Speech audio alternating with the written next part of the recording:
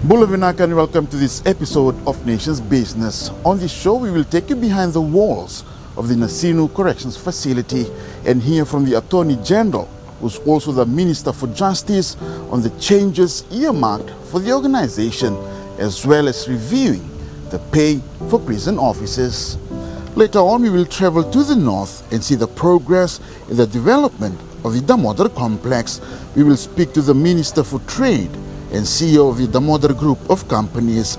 All that are coming up in the next half hour.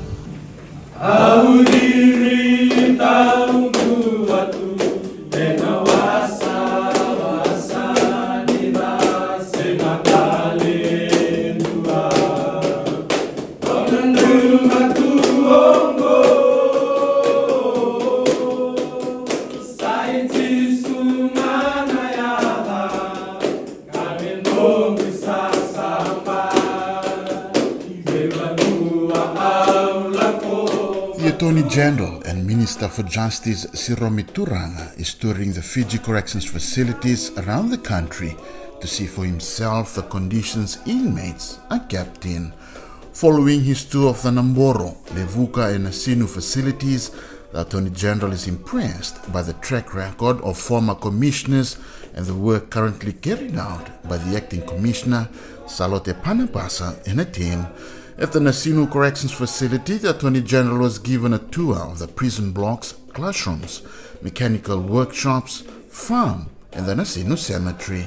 It's important for the government and for me as a Minister for Justice to understand the operations, the services of the Fiji Correction Service. And it's also important for them to be connected. The reason being because I have some background information of the Fiji Correction Service. When I joined the government way back, I used to work with government departments, and Fiji Correction Service was part, at that time was Fiji Prison Service. What I do notice is this, less budgetary provision. But if you go to Namboro, you go to Nasinu, you'll see that there is improvement. Why? Because they've been given huge allocation, budgetary provisions. They've increased the manpower and also the nature of the service they provide. So it's far cry from the days in the 90s. Yeah, far cry. And I'm quite impressed. As I said, I'm quite impressed with the services of the previous commissioners, Nebul Rua and Honorable Basu, and of course Kini, and now the current acting commissioner. The Fiji Correction Service Rehabilitation Program is an effective way to reduce recidivism, improve public safety, and promote individual well-being, while also being cost-effective. At the Nasinu Corrections Facility, the rehab program is designed to provide inmates with the skills and resources they need to become productive members of society and, most importantly, help break the cycle of crime and incarceration. Some of them are in the later year. Lucky they still have the gift of life to be present. And I've just been told by one of them that many of them, this is where the last interactions with life. They move on. So we really need to seriously look at whether they still should be maintained here or they can be moved to another facility, or they see still provision within the law to be released. So they can be integrated back to society and also with their families and have another second chance of whatever little time they have. Then you also have the opportunities of watching young offenders learning how to with music and also with mechanical work and carpentry work. And the success story of that particular young man who is still serving now in Namboro, but happened to be the head boy of Montfort Boys Town. So those are the things that basically, in a nutshell, what these officers do from day one, from day in, day out.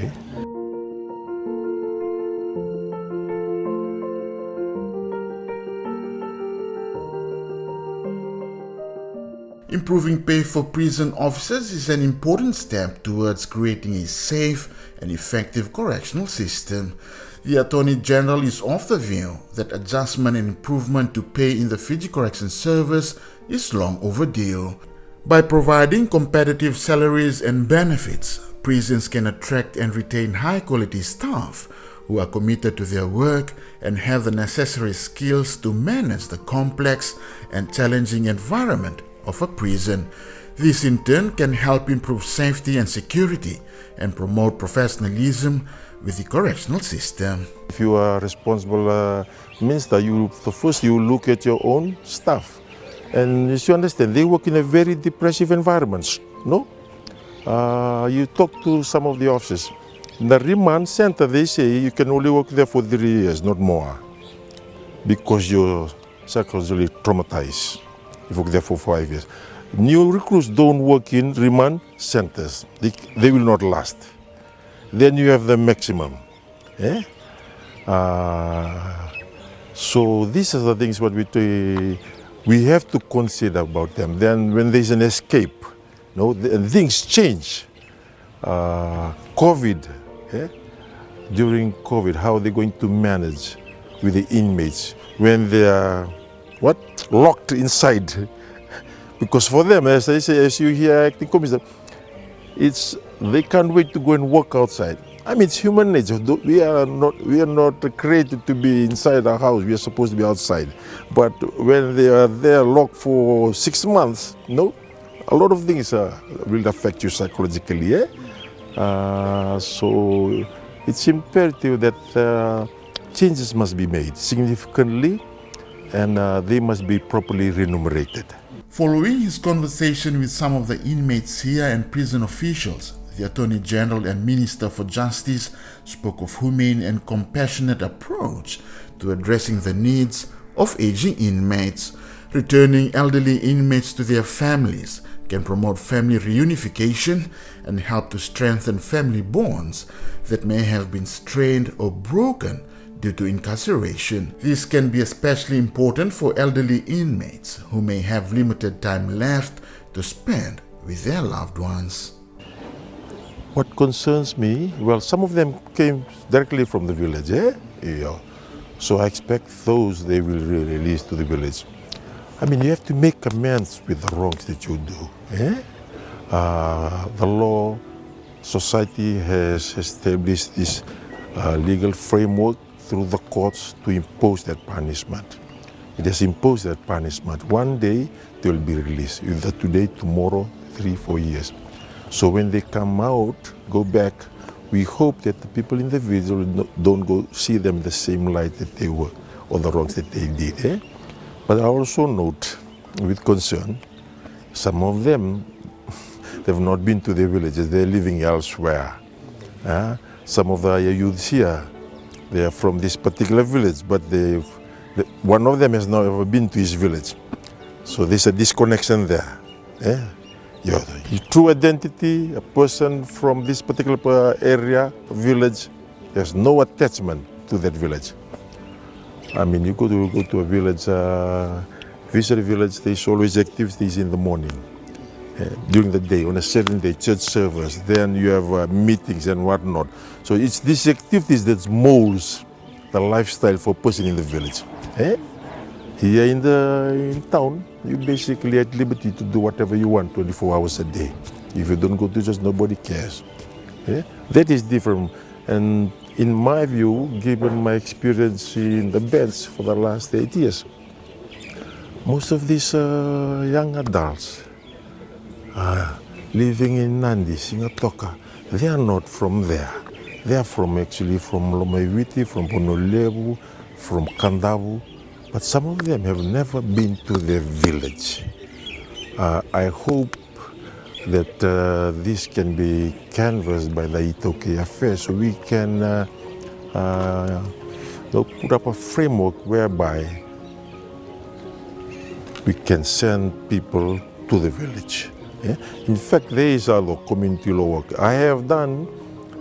It's in the law where you can send people to their village and put a condition 5 years before you can set for your foot again in Suva.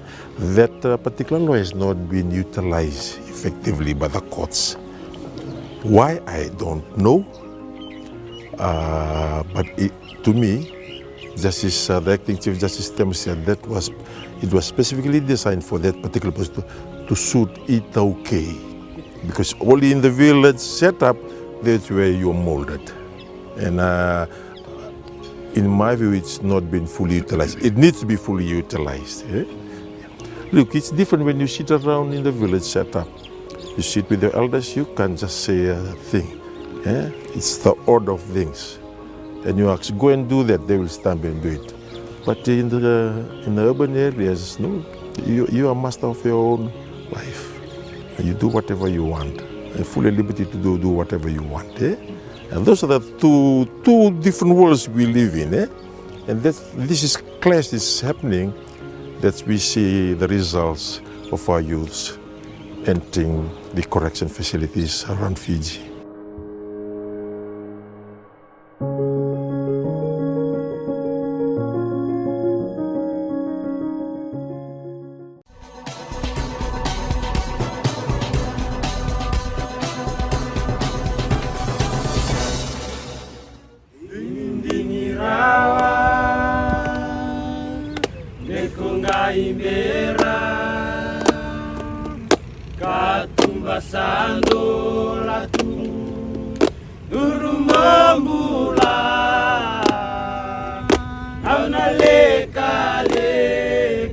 Providing proper remuneration for officers working in prisons around the country is critical to ensure the safety and security of both staff and inmates and maintain the overall effectiveness of the correctional system. Adequate compensation will improve staff morale and attract the right applicants to work in a challenging and potentially dangerous work environment. One thing is they don't have necessary budgetary provision. The good thing is Mr. Finance has assured that he's going to visit. Hopefully there will be more allocation in terms. One is, my concern is, for the last 10 years, they have no job evaluation. That means the terms of condition has not improved. And that is very sad, because the Minister of Justice was the Minister of Finance. They deserve the conditions, remunerations to be relooked and reevaluated. And once this job evaluation is done, Minister of Finance will be at a stead to provide the budgetary provisions to improve their conditions. If you look after them well, they will look after their families. The Attorney General has made it his mission to improve the living condition of prison officers. He believes this is an important step towards creating a safe and effective correctional system. Prison officers have also been encouraged to seek opportunities for professional development, such as training and further studies. The Attorney General says this can help prison officers acquire new skills and qualifications that make them more competitive for other job opportunities. I want to build a state-of-the-art accommodation for the officers. Okay. Currently, the Correction Act merely addresses the inmates. We may need to change that. From working in this difficult environment, then going home, you notice the barracks up there. It's what, 2 bedrooms. So we have 6 children, 1 bedroom for the parents and 5 for the.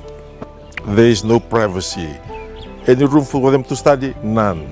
So that's my dream. I want to create an environment for the accommodation for the officers, so when they come home they can relax. Just look at the counseling room, how that artwork there. That's what we should provide for officers. I also encourage them, do not retire at Fiji Consular Service. Pursue your studies, move on. Because many of the officers, career officers for Fiji Consular Service have moved on to serve in other distinguished positions. This opportunity, networking with USP, I've spoken with USP Vice Chancellor for them to take some courses at USP to help them in terms of managing their task here, management level and also specifically designed courses. Offenders who have served their time have the right to live a productive and fulfilling life, especially those that have acquired new skills through the rehabilitation programs while in prison. The line minister is of the view that allowing skilled offenders to move abroad for better jobs and a new life can have economic benefits for the offender and his family. This, he says, was discussed with one of the employment recruiting agency, as offenders who have served their time may be able to contribute to society and the economy in a positive way. Say, for example, someone who stole 5 phones, recovered, those 5 phones were recovered, but he's serving 2 years and he's a first offender. Now, are we going to hold that young kid who's probably less than 24 years forever, for the next 10 years, not to go to overseas? Because those incidents of that resulted in the stolen 5 phones, it can be a matter of 5 minutes or 10 minutes. It's the indiscretions for those. Then you judge that with the training he has done here, successfully rehabilitated. But they come in different sizes and shapes. Say, for example, the one who was attending Nasinu and then enrolled at Montfort Boys Town, became a head boy. Yes, he has a potential. Now he's been used in the training center in Namboro. Those are some scenarios I'm looking at, because at the end of the day, they will decide. I don't know. The saddest part is this. Once you're convicted for 10 years, it's there with a criminal record. And for some, it's more than 10 years. We also know, as I shared there are others who came through Nasinu who ended up being a tutor at USP, and some are successful persons. So if they are successful, why should we stop people from going abroad? But the choice is for them. But for this particular recruiting agency, they listened passionately. They understood where I was coming from. Why should we deprive these young people the opportunity of going abroad and earning more? No? So they can make amends for what they have done for those, 5 minutes, 10 minutes, or even an hour. The Attorney General, ahead of his tour of the facility, met with officials from the United Nations Development Program Office, tasked to ensure that justice administration is fair, impartial, and respectful of human rights. He was also accompanied by the officials on the tour of the Nasinu correction facilities. And indeed, we've spent the day with the Minister of Justice and the Acting Commissioner. And the intention really was just to sort of familiarize ourselves with currently the Fiji Correction Services programming, understand a little bit more what they are doing. They shared some of their programming with us today. So we met with several of the officials and they walked us through their programming, and as well as some of their opportunities they see going forward and challenges as well. So it was a very productive discussion, and then we actually had a tour of the different facilities as well, and I must say we were really impressed to see what the care that went into maintaining the facilities and many of the programs that are ongoing for inmates to help build their capacities for when they do leave, that they'll be in a position to hopefully seek employment and reintegrate into their communities. So it was encouraging to learn more about that work.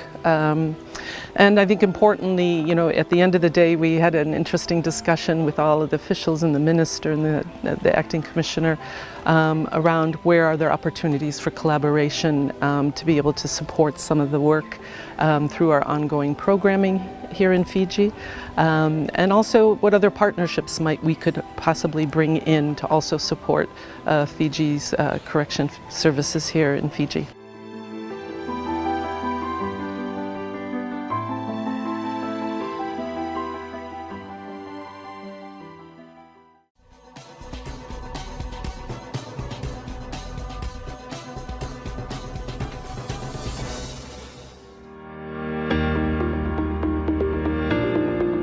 Investing in business development programs can help to support the growth of existing businesses and attract new businesses to an area. This can help diversify the local economy and create new job opportunities. There's a plan the Fiji government is embarking on with assistance from the World Bank to stimulate and grow current and new businesses in the north. However, those in the driver's seat for government are impressed with confidence shown by local businesses in expanding their footprint in the Northern Division. One such business is the Damodar Group of companies. The development is an exciting development for the north. It means that it will certainly lift the standards in terms of retail experience in the north. It's got all the large brands here, and so it's exciting. Fits in well with the government's strategy in the north. Has been announced. The World Bank will be through government investing a bit in the north. The initial phase is around about 40 million US. And that will mean that all of these infrastructure developments will benefit from what government's planning to do. And really, the Vanuatu is the next big frontier for economic development in Fiji. And so, in terms of creating that momentum, this project will certainly elevate things in the north in terms of shopping experience and bringing Suva closer to Honolulu. This business development will play a key role in promoting economic growth and creating new business experience for the people in the north. This will also boost competition in Labasa, which can help improve the quality of goods and services and promote innovation. Our prime focus over the years was to study and research in the Labasa economy about what was needed and what the people wanted. Our thorough research we always do is that we do a lot of consultancy work, we do a lot of speaking with people and getting information, and the demands were some of the brands. We brought them all to Labasa, and we are very grateful to the people of Labasa that who's been behind this project and been supportive all the way. So definitely, look, with all these brands coming in, they're coming with their full brand power, with full products, new exciting products are launching up here. But with it, there's a lot of employment being created, a lot of opportunities have been created. Also to the fact, I know Extra Supermarket is also looking into how to assist farmers here. So again, there's another economy that's going to be created. There's also SME opportunities that we are looking into create. Also with the things that we do in Vitile, we're creating night markets, events, creating because now we're also entering into certain sports involvement. So we want to bring all that to Vanuatu. New businesses that will be ushered into Labasa via the Damodar complex can help foster networking and collaboration within the local business community. This will assist in creating new business experiences and opportunities and can promote economic growth through increased cooperation and partnership.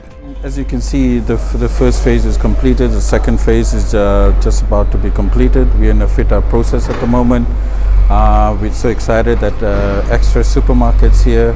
The cinema is with the VX, the premium, and the standard cinemas itself, and plus it has all the latest technology that's going in. We got Jack's, we got Harrison's, we got S. Nagindas. We have a massive food court that's coming up. We got Vinod Patel is opening up a IT shop up there.